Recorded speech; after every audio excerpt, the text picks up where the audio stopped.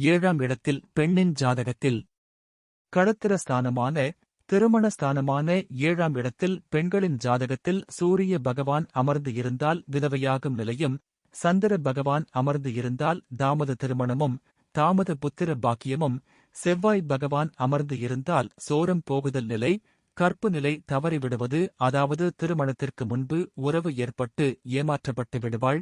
புதன் பகவான் அமர்ந்து இருந்தால் மலடியாகும் நிலை, அதாவது குழந்தை பாக்கியத் தகுதி இல்லாமையாகுதல். குரு பகவான் அமர்ந்து இருந்தால் தாமத திருமணம், கணவனுக்கு பாதிப்பு ஏற்படுதல். சுக்கிர பகவான் அமர்ந்து இருந்தால் வெளியிடத்தில் தொழில், வேலை, மேல் படிப்பு இப்படி ஏதேனும் காரணத்தினாலும் அல்லது காரணமே இல்லாமல் வசிப்பது. சனி பகவான் அமர்ந்து இருந்தால் நோயுடையவளாகுதல். ராகு பகவான் அமர்ந்து இருந்தால் கணவனுடன் பிரிவு ஏற்படுதல்.